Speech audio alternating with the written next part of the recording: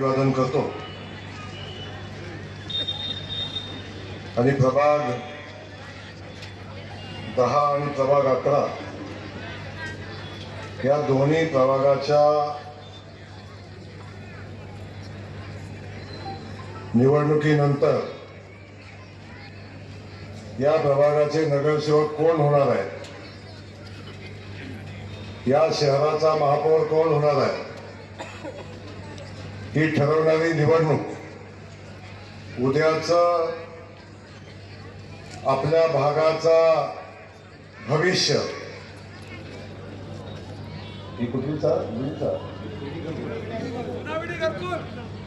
हे पिढी घरकुल येणाऱ्या 5 वर्षासाठी आपण कोणाच्या ताब्यात देणार आहे हे ठरवणारी ही निवडणूक आहे। आणि या निवडणुकीच्या प्रचाराच्या अनुषंगाने या ठिकाणी उपस्थित असलेले आपल्या सगळ्यांच्या प्रती असणारी त्यांची भावना, आपल्या सगळ्यांच्या प्रती असणारं प्रेम हे त्यांच्या शब्दात जाणवत होतं। ते या शहरातले कर्तृत्वदक्ष आमदार सन्माननीय देवेंद्र कोटेजी आपल्या सगळ्यांसोबत या ठिकाणी उपस्थित असलेले डॉक्टर सूर्यप्रकाशजी कोटे, किसनजी सरवदे, खास करून महेश अण्णाचे सहकारी सन्माननीय हंसाटे सर, प्रकाशजी कोडम, शशिकांतजी कैची, विनोदजी आणि प्रभाग क्रमांक 11च्या दोन्ही प्रभागातील अधिकृत उमेदवारांच्या प्रचारार्थ आज या ठिकाणी ही सभा आयोजित आहे। या सभेला मार्गदर्शन करण्यासाठी सोलापूर जिल्ह्याचे कार्यतत्पर पालकमंत्री आदरणीय जयकुमार गोरे साहेब या ठिकाणी आपल्याशी आवर्जून बोलायला या ठिकाणी आलेले आहेत। या सभेला येत असताना मला 1992 ते 2024 हा सगळा कार्यकाळ डोळ्यासमोर येत होता। गोंधळी वस्तीमधून आत येताना सागर चौक ते महालक्ष्मी चौक ते या शिंदे शाळेसमोर पर्यंत येताना या घरकुलचे भाग्यविधाते स्वर्गीय महेश अण्णा कोठे यांनी या भागाचं नंदनवन करण्यासाठी घेतलेलं झिजवलेलं प्रत्येक क्षण, प्रत्येक परिश्रम या ठिकाणी माझ्या डोळ्यासमोर येत होता।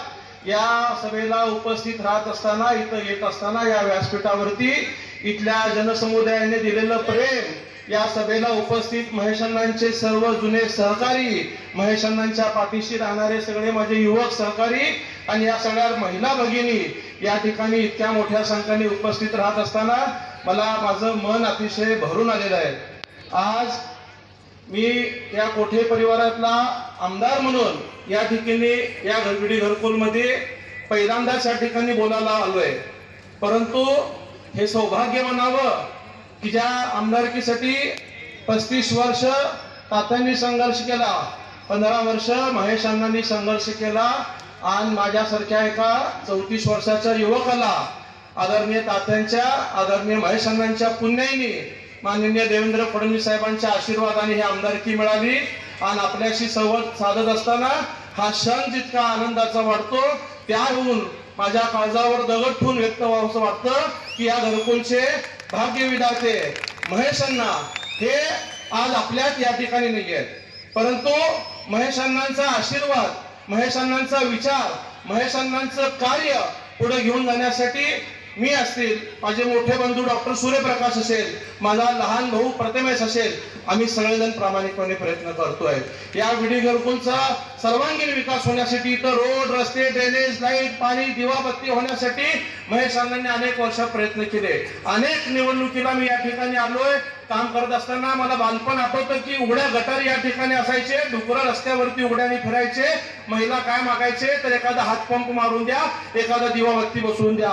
परंतु आज या भागात शाळा सुरू करणं असेल, नळाला पाणी देणं असेल, ड्रेनेज असेल, रस्ते असतील, मैदान असतील, समाज मंदिर असतील, ही सगळी कामं शहराचा विकास मॉडेल म्हणून जर कोणी समोर आणलं असेल तर ते महेश अण्णा कोठे यांनी समोर आणलेलं आहे। परंतु मी या विडी घरकुलवासियांना एकच बोलेन, आज या ठिकाणी माझ्याकडे विकासावर बोलण्यासाठी माझं मन तयार होत नाहीये। माझ्या डोळ्यासमोर फक्त अण्णा अण्णांचे विचार, अण्णांची भावना डोळ्यासमोर येते. मी सर्व घरकुलवासियांना हात जोडून विनंती करतो, या घरकुलवर महेश अण्णांचं नंतर लोकसभेची इलेक्शन झाली, विधानसभेची इलेक्शन झाली आणि त्यावेळेस आपण प्रत्येकी फक्त एकच मत दिलेलं आहे. पण आज पुन्हा एकदा आपल्याला 4 वेळा मतदान करायचं आहे.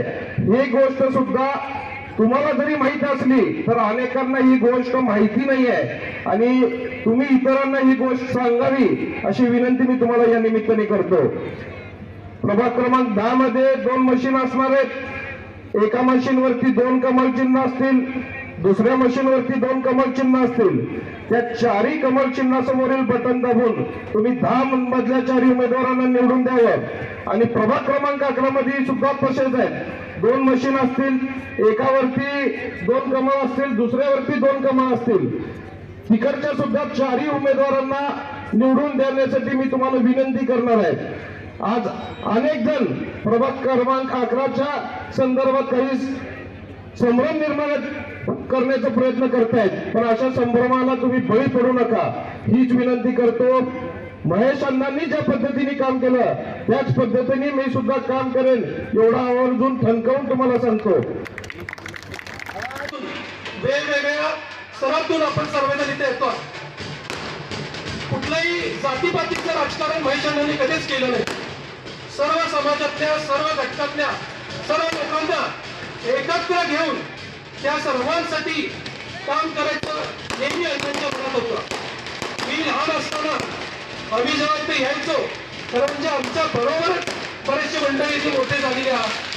अण्णा जेव्हा यायचे तर बरेचसे लहान मुलं अण्णांच्या गाडीच्या पहिला पुढे पळत यायचं आणि नंतर जे युवा पिढी असतील त्यांना अण्णा भेटायचे आणि त्याच्यानंतर जे वयस्कर मंडळी असायचे त्यांना अण्णा भेटून त्यांच्या बरोबर त्यांचे प्रश्न ऐकून पुढच्या गोष्टी सोडवायच्या.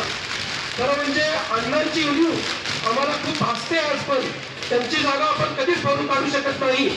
पण मी तुम्हाला नक्की एक ग्वाही देऊ शकतो की प्रथमेश आपल्या सर्वांचे प्रश्न मार्गी लावेलच, पण आपल्या सर्वांच्या सुखदुःखात मी असून दे किंवा प्रथमेश असून दे, जरी प्रथमेश छोटा असला माझ्यापेक्षा तरी त्याला या मागच्या 5 वर्षामध्ये महापालिकेचा अनुभव खूप दांडगा झालेला आहे. आणि खरं म्हणजे अण्णांचं 7 तुळ्याचा नगरसेवकाचा त्यांचा जो अनुभव आहे तो प्रथमेशच्या मागे आहे. प्रथमेशनी महेश अण्णांबरोबर काम केलेलं आहे. आपल्या सर्वांना माहितीच आहे की प्रथमेशनी मागच्या 5 आमदार आहेत, दमदार आमदार, ज्याने एका वर्षात जवळपास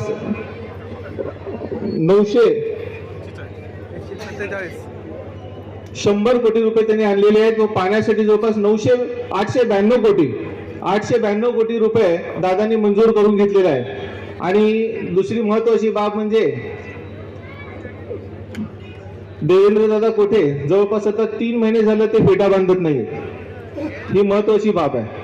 3 महिने झालं ते फेटा बांधून घेत नाहीत. कुठल्या कार्यक्रमात नाही तर कुठल्या वैयक्तिक कार्यक्रमात देखील ते फेटा बांधत नाहीत. का तर फक्त आणि फक्त जनतेसाठी. त्यामुळं आज जो त्याग आहे, जे समर्पण आहे, हे चालू आहे फक्त नागरिकांसाठी, आपल्यासाठी चालू आहे. त्यामुळं आपण सगळ्यांनी कोटे परिवाराच्या पाठीमागे खंबीरपणे उभारून त्यांच्या पाठीशी त्यांना साथ द्यायची आहे. आहेत ना सगळेजण सोबत? लाडक्या बहिणी किती आहेत इथं? सगळ्याच लाडक्या आहेत. सगळ्या लाडक्या बहिणी आहेत. विरोधक सांगत होते दादा, विरोधक सांगत होते लोकसभा आहे, विधानसभा आहे, इलेक्शन झाले की लाडकी बहीण योजना काय होणार आहे? बंद पडणार आहे. बंद पडली का? नाही, बंद पडली नाही. आणि आज त्याच जोमाने चालू आहे.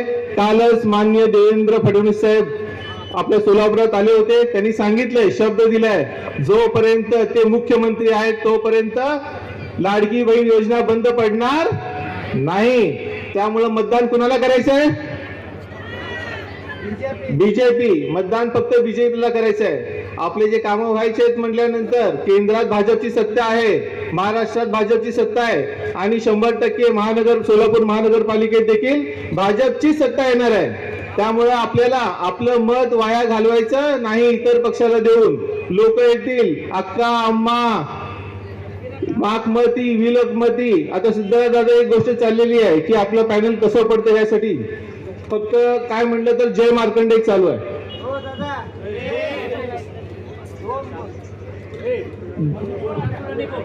जय मार्कंडेचं कट कारस्थान चालू आहे. मला सांगा दुसरा जो व्यक्ती अजून जे पण आहेत